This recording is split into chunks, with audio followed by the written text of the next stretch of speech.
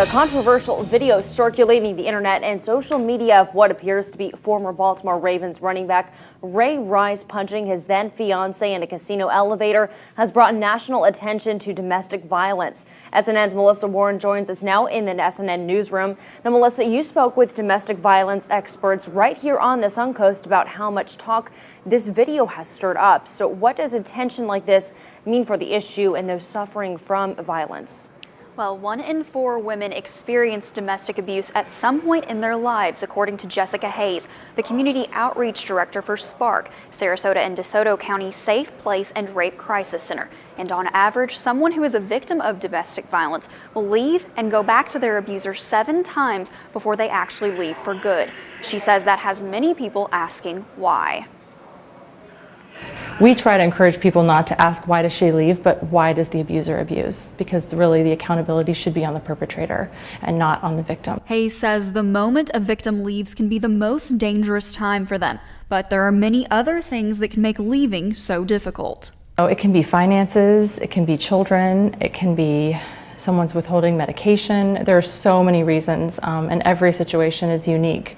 A lot of times it's that hope that maybe this is the last time. Hope can make you or break you. You know, somebody might have that hope that that person's going to change.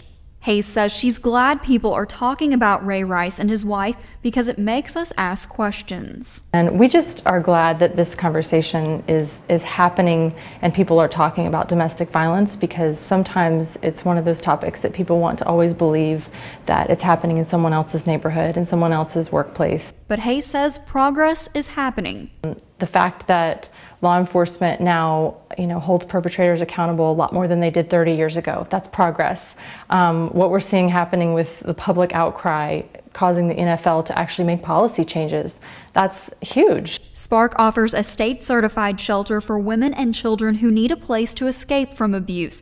But Hayes says they aren't just trying to solve the existing problem, but prevent it. The reality is not all men abuse. In fact, most men do not abuse. But we have to have the conversation and talk about it and talk about what can be done and teach those values of respect and equality in relationships. And SPARK has a 24-hour hotline victims can call 24/7 for support.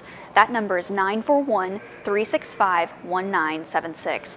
And Hayes says next month is Domestic Violence Awareness Month. And another way to show support for victims and raise awareness is through their walk that they're hosting at the Ringling Bridge on October 21st. So how can people get involved in that walk, Melissa? Well, Hayes says you can register on SPARK's website, and they'll be selling purple shirts for $10 to benefit the cause. But it's free to walk, so anyone is welcome to join.